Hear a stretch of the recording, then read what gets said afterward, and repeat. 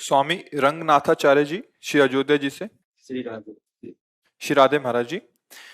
महाराज जी, कोई ऐसा साधन जिससे भक्ति का तरंग छूटे ना। हम तो एक ही बात पाया है, स्मरण। स्मरण, क्योंकि वाणी कभी असमर्थ हो सकती है, नहीं बोल पाएंगे। कभी आंख, जितनी हमारी साधनाएं होती हैं वो सभी इंद्रियों को लेकर होती हैं। स्मृति संबंध की होती है, वो इंद्रियों से नहीं होती। आंखें जा सकती हैं, माला चलाते हैं हाथ टूट सकता है, कभी परिक्रमा देते हैं पैर कभी धोखा दे सकते हैं, शरीर असमर्थ होकर कभी सैया पे पड़ा रह सकता है, हो सकता है हमारा अंतःकरण भी मूर्छावस्था को प्राप्त हो जाए, पर संबंध उस समय जागृत रहता है।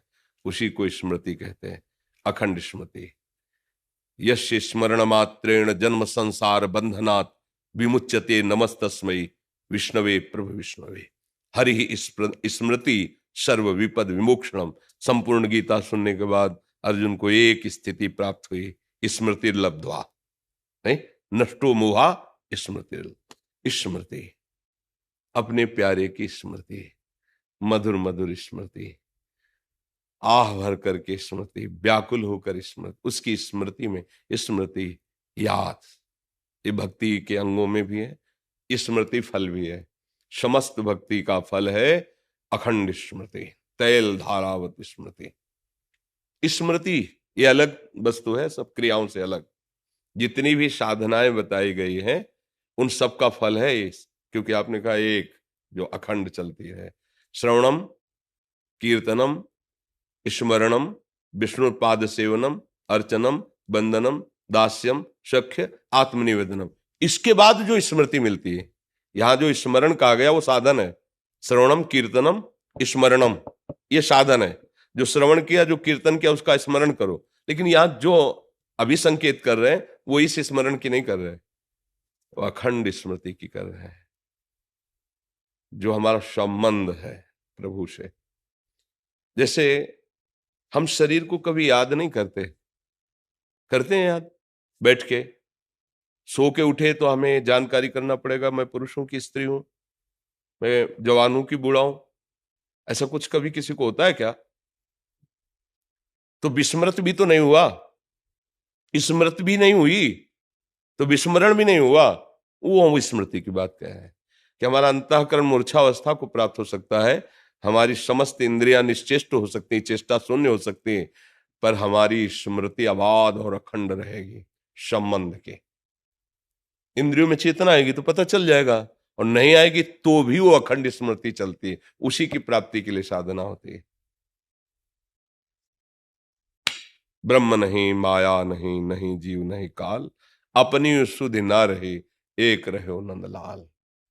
एकमात्र आराध्य देव, रामाकार कृष्णाकार स्मृति चल रही।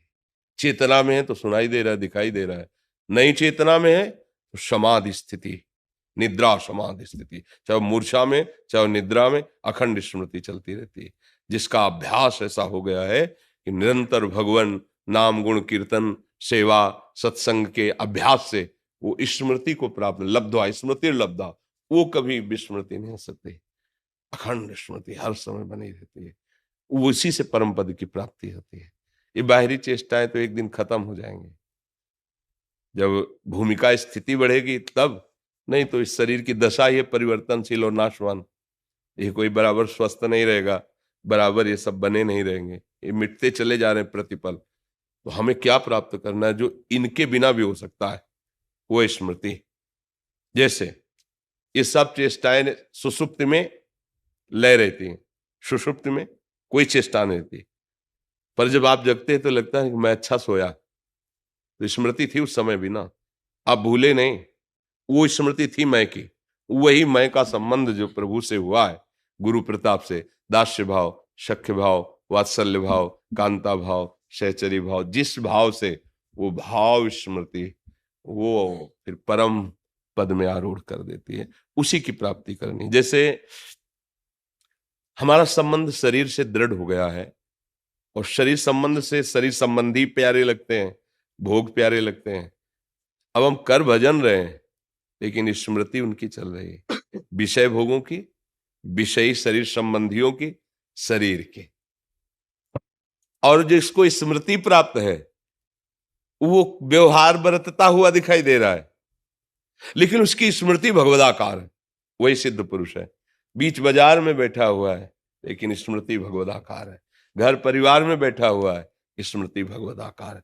जैसे एकांत में बैठा हुआ माला लिए भजन करने की चेष्टा दिखाई दे रही, लेकिन स्मृति उसकी विषयों में जाती है, शरीर में जाती है। क्यों? क्योंकि संबंध और सुख का वहां भाव है। ऐसे ही उपासक साधना के द्वारा जब अपनी बुद्धि को निर्मल करके अपने आराध्य देव में प्रतिष्ठित कर देता है, मयि मन आदत सो मयि बुद्धि में निवेशित, बिल्कुल समर्पित बुद्धि, हमारे प्रिया प्रीतम, हमारे सियाराम, हमारे राधे श्याम, वो अपनापन इतना बैठ गया कि अब भूल ही नहीं सकता। वो अखंड स्मृति, अखंड स्मृति, जित देखो तित श्याममयी, अखंड स्मृति, ये सब साधना का फल है। इसमें कोई संशय आपको? जी। कर्नल योगेंद्र